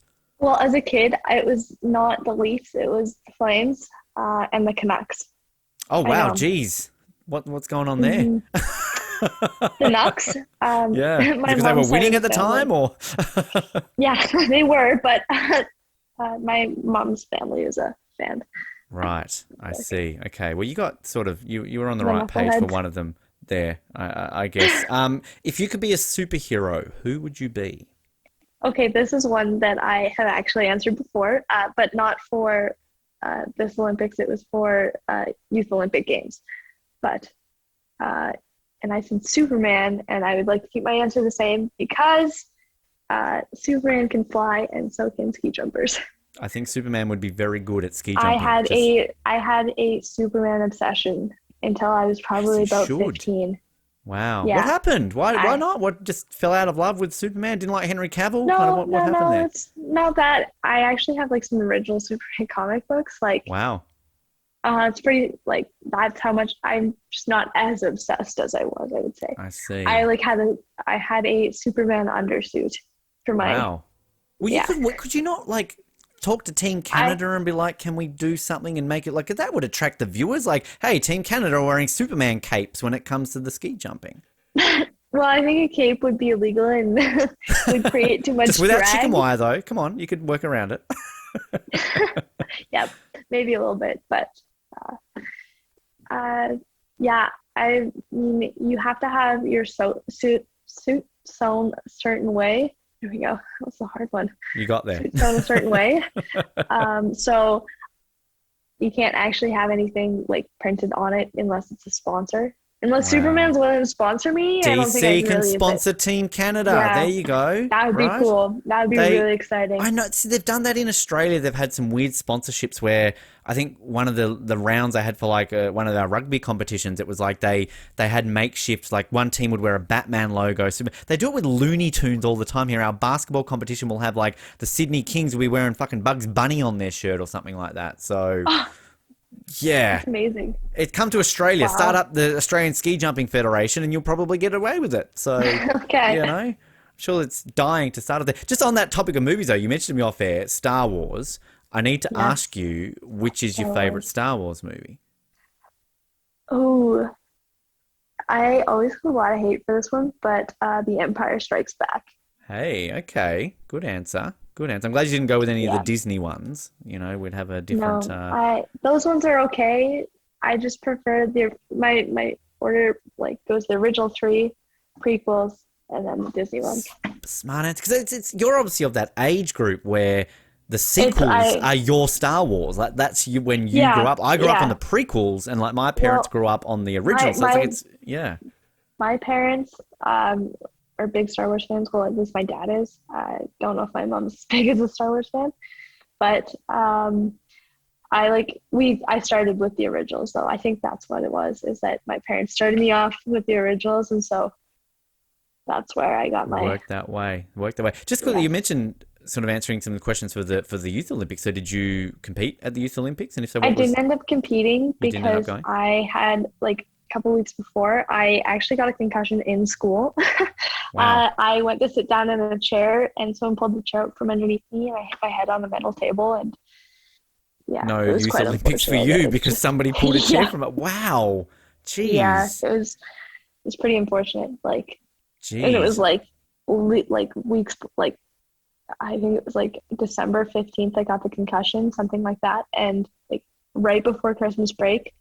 And then like Team Canada had their meeting in Montreal, like the team hype up meeting in on January 10th or January 11th or something like that.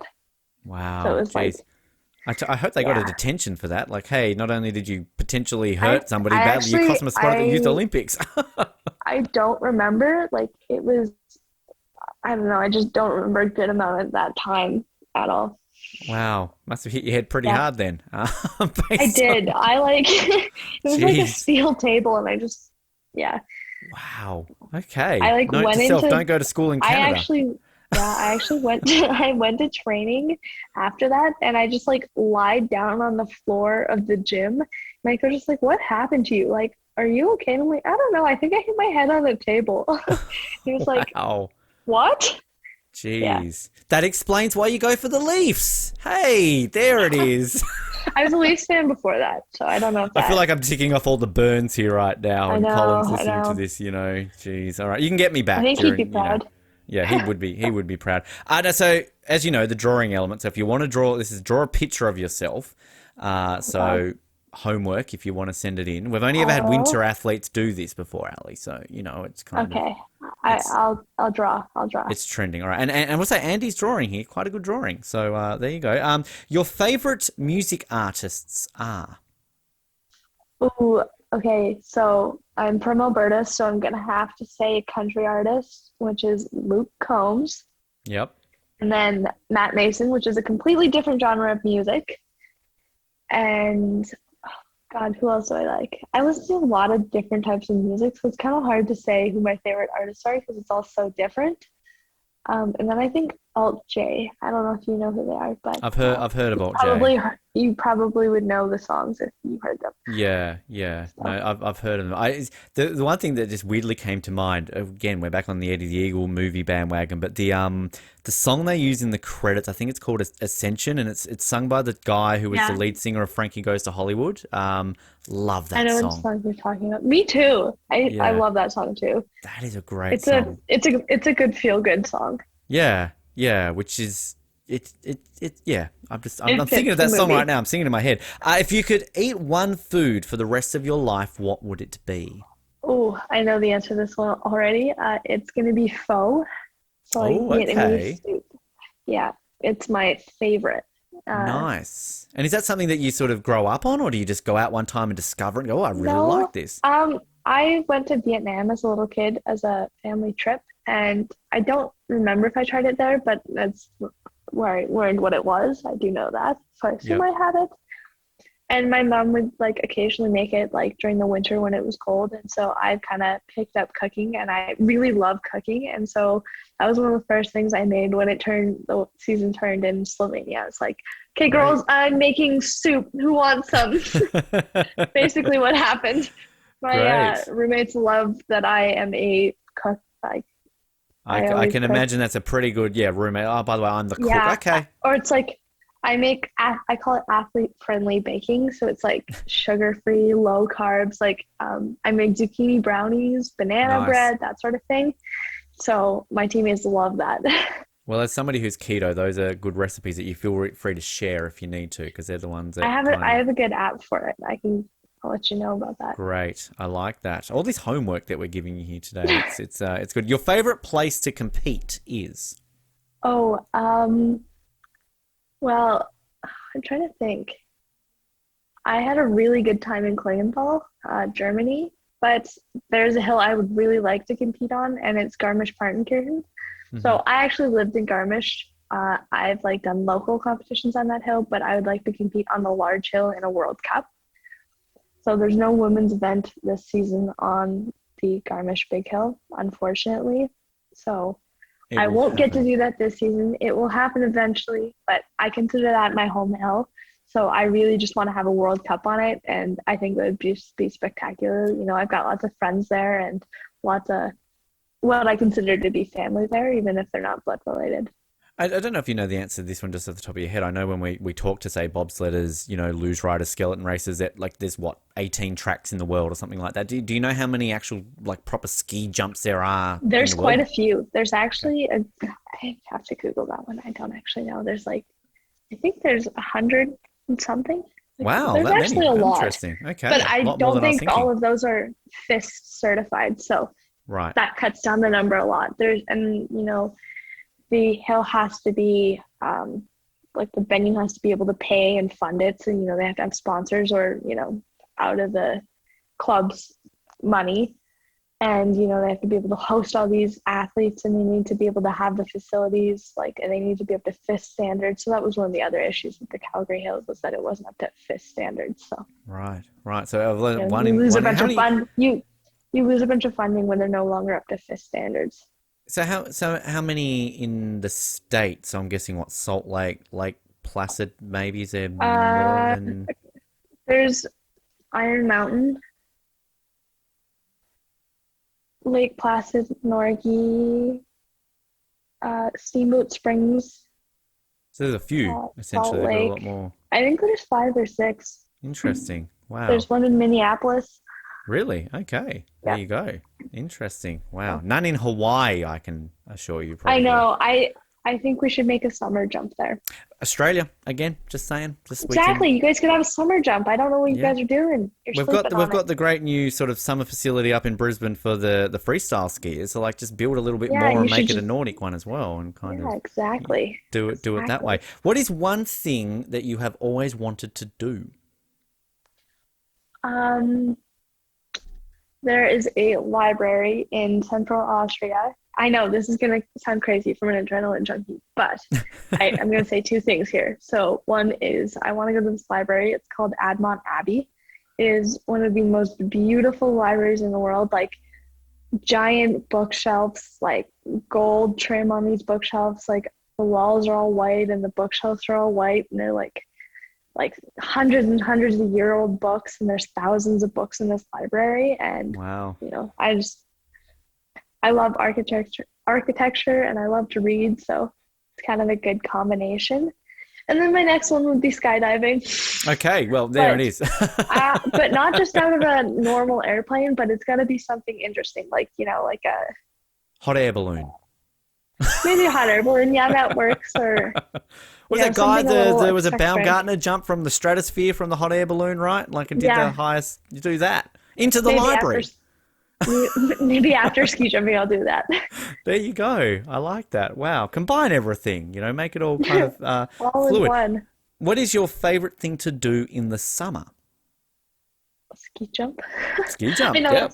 Yeah, it's kind of hard to answer when I can do my sport all year round. So I don't know. It's hard to. Ski jumping is always going to be my favorite thing, regardless of the time of year. That works. Other than that, I would say I really enjoy to bake. I mean, that's something I do in the season 2, but you know, it's It kind of works both ways. Baking and jumping. exactly. It's kind of that. There's You the know, I name can do of it your all year autobiography. round. Yeah. That's, Baking and jumping. yeah, 5-time Olympic champion by the time you retire, of course, in 2040. So, Exactly. it works that way. What is your favorite movie? My favorite movie. Can I pick more than one? You may, of course, pick more than one. Yes.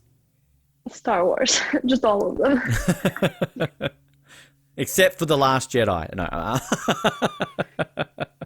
Um, including even Rogue One and Solo, I enjoy too. I mean, they're not my favorite Star Wars movies, but I do love Star Wars. Here's a question for you just on franchises, and this ties into Bugger Eddie the Eagle. We've talked about that enough. I always then like to talk about movies based on sports where maybe there haven't been one, and usually I connect it to James Bond because James Bond has done a lot of sports. He ski jumped in For Your Eyes Only. Yes. So I'm guessing you would rather watch James Bond ski jump than Yes, Eddie the I Eagle, would. right? Yeah. I would much rather that. Which is always. Do you like the Bond films? I mean, have you seen For Your Eyes Only I just do. to see him ski jump? I've watched them all, but I don't remember the majority of them. I have really bad time remembering movies. I inherited that from my mom, but my family is a big Bond fan. So Right. I think the last night or the night before, my mom and stepdad actually had gone and watched the new James Bond movie. Well, I'll say don't spoil And, it for me because at the time of I recording won't. this, I haven't seen it yet. I haven't seen it yet either. And last Halloween, our family friends, our neighborhood friend group, I'd say. And so it's my best friend, my mom's best friend, my stepdad's best friend, one of my brother's best friends. We all dressed up as James Bond characters. Wow. for Halloween. Yeah. Nice. So who did you go as? Yes. Well, I actually wasn't there. I was in Europe. Right. So, Okay. Who would have you gone as? Who do you think you would have if you could have? God, I don't know. That's a hard decision. I can't I can't Can't think of decide. that one. James It Bond is a can't. ski jumper. I know. Yeah, I would do that. I would just wear my jumping gear and a little tie or something. Yeah, a little tuxedo. You get Over the my point. shoulder there, Die Another Day. If you want to watch that one, you'll, make some of us happy on this show. Colin will be laughing right now at that. The next drawing one here says they've actually changed this. Usually it's draw a picture of a Canadian animal. They've just written here, draw a picture of your favourite animal. And Andy's drawn a lovely picture of a cat here, which looks like a cross between a cat and a cow, if I'm being honest, but it's still a good picture. So, don't know if you have a favourite animal to draw, but... I really love dogs. Okay. I have 2 dogs at home, and I always, one of the first things I miss when I leave is my family, and then I'm like, okay, I'm ready to see the dogs. Add it to the homework. There you go. Your favourite place to visit in Canada is? Oh, this is a good one. So I kind of have a few places. So my mountain place would be Kimberley, BC. Mm-hmm. And then it's tied with Georgian Bay, which is on the other side of Canada, which is in the Great Lakes. So it's in Ontario, and they're both pretty spectacular places, but completely different. Like, if you didn't know any better, you would not guess they're in the same country. So it's good to have that sort of diversity and keep the East and the Exactly. West Coasters happy on both sides there. Your favourite Exactly. cartoon to watch growing up was? Oh, I loved Phineas and Ferb. Mm-hmm. I don't know if you know that one. I know I'm a bit old for that, but I do know what I'm aware of it. Like there are 2 little boys who would always build stuff, and we're always told, "Oh, you're too young for that. Aren't you too young to do this?" And I always liked it. That's as long as you like it, that's the main thing. If you had to do, I love how this says if you had to do karaoke, like someone's forcing you. I'm going to change this. Oh no, it would be forced. Well, we've all got it'd that be one forced. song coming, Ali. Like if there is one karaoke song, what are you going to? Oh, that's a hard one. I'm trying to think. I'm not a big singer. Not so great. I'm a little pitchy. I'm not gonna lie. I'm just trying to think of the karaoke song. episode. Oh God. That sounds like my worst nightmare. You won't be listening to that one. Well, if it's me singing, it's my worst nightmare. Other people are fine. It's just I can't sing. Oh God, I really don't know. I love Andy's answer. She's gone very Canadian and said Celine Dion's "My Heart Will Go On." So, Well, that is a good Canadian one. I was gonna say like Red Solo Cup. Oh, yep. Okay. That works. Yep. I like Yeah. it. I'm a bit Classic. I believe in a thing called Love by the Darkness because you can go very Oh, high pitched. yes. Or Mr. Brightside by the Killers. That's a good one too.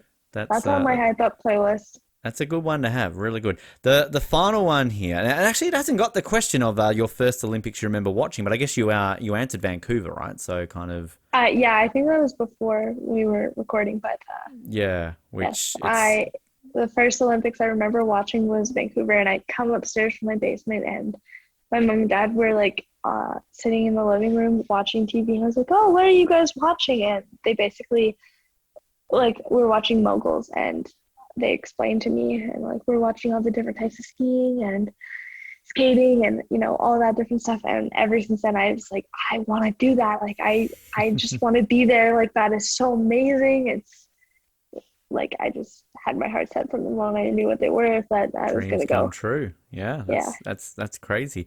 The last question: if you could be an Olympian in any other sport besides your own, what would it be?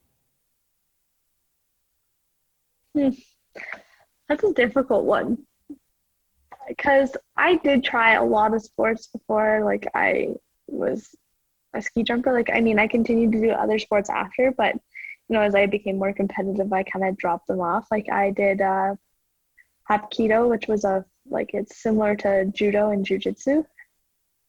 So it's like a martial arts. So maybe something there, because I was good at it because I was just fearless, and I'd like get kicked in the face and have a bloody nose, and I'd come back 2 minutes later covered in blood and my nose would stop bleeding and be like, okay, I'm ready to go again.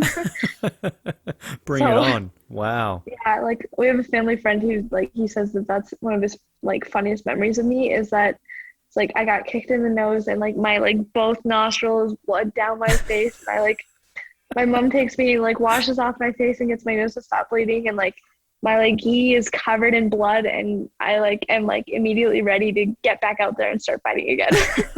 Wow. Jeez. Yeah. I love these concussions maybe make a little bit more sense now, but they also Well, I my first concussion was actually like leading up to Youth Olympic Games, and like when I hit my head on the table, and so I've only had 2 concussions.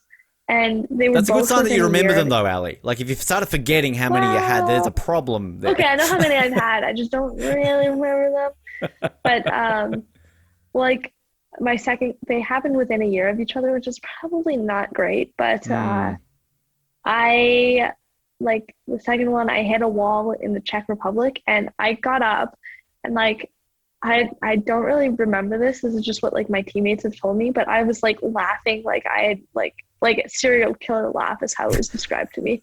Wow. And I'm like bawling my eyes out. Like my makeup is like running down my face like a mascara. So I have like black streaks down my face. And then I'm like talking to my coach, and I'm like bawling my eyes out on the radio and laughing and like just like crying and laughing and crying and laughing. And then it's like, okay, so you're done. And I just stop. I'm like straight face all of a sudden, wipe like the like smudged the black makeup all over my face, which like, streaks of mascara all over my face. And I'm like, no, I'm good. And I go up and I did like 5 more jumps with the concussion. I don't remember any of those jumps. Like I could not tell you anything that happened during those jumps. It feels like a fever dream. And then so my coach took me home, and I was like lying on the couch, like just like staring at the ceiling. Apparently I don't remember any of this. And I like had like all of a sudden like blood just slowly started dripping out of my nose. My teammate sitting next to me on the couch, and she's like, oh my God, like we need to call like our coach, like we need to get you to the hospital. And she's like freaking out, and I'm just like sitting there, and I'm like, at least I have someone to care for me. Like, at least she's there. Like, it's not like she's letting me die on the couch. And so I ended up having to have, like, pictures taken of my head and whatnot. It turns out I just had, like, a broken nose. But, like, Wow. it was, like, everyone was, like, Jeez. all up in arms. And I was just, like, I, like, sent my parents a text. It was, like, the middle of the night for them. I'm, like, going to hospital in Czech. And so my parents got to wake up to that really lovely text. It's, like, 50 missed calls. Like, what? No, I didn't call them or anything. I just like sent a text, like the group chat with like all 4 parents in it. So like I have like stepmom, stepdad, dad, and mom. And so I just like sent a text that was like going to hospital in Czech, might concussed. Or it was like something that didn't really make it was like might have concussion or like might concussed, but because it didn't really make sense, but you got what I was trying to say. And so it's like, geez. Like, gee, wow. Far out. Yeah. That's I would have loved if during those 5 jumps that you unlocked some technique and set like 5 world records, and you just couldn't remember how you did it. And you're like, oh yeah, shit. maybe. that would have been rather unfortunate, but Yeah. I don't think Start I hitting jumped your head that more. great. Well, I would encourage that with me, But Which actually, can I I say, not only does it make sense why you go for the Leafs, it makes sense why you listen to our show. There you go, you've got concussion. There it is. You can leave that as a review. Not a scam. It's okay and great to listen to with a might concussion. concuss. Yeah. Understandable with concussion. Off the podium. Big fan. So you're unlocking so many secrets. Ali, before we let you go, for people who wish to stay up to date with your journey, the Olympics, everything else along those lines, social media, can people check you out? Can people follow you at anywhere? Yeah, I have an Instagram. It's Ali_Loutitt, and Ali is spelt like ale, like the drink. So typically that's the way I explain it to people. So ale_Loutitt. And that works. That's simple. And you, in Googling as well, I don't use TikTok, but you have TikTok. I do have TikTok. I have a couple of videos that have had a couple thousand views, and one with like 3 million views, I think. Wow. So Okay. yeah, Maybe we need to get on TikTok. I feel people I have are like, into this. I think you I know? have close to like 9,000 followers, 8,000, 9,000. Not I'm not bad. sure, it's around Okay. there. Yeah. Keep So I keep do going pretty in well at the TikTok. Olympics, and I can see some fun TikToks with Yeah. concussion and everything. Not at the Olympics. Don't get it during the Olympics, please. Yeah. That I'll wouldn't try pan my out. best. Yeah, try your best. That's good. Ali, seriously, it's been so much fun to be able to chat, to learn about ski jumping, just everything else. It's such a fascinating sport, and we are seriously looking forward to seeing you at the Olympics, commentating on the Olympics, looking for chicken wire and everything else in between. But Oh, yes. we really appreciate your time and off the podium today. Thank you so much for having me. I really enjoy your show, so it's awesome being on it.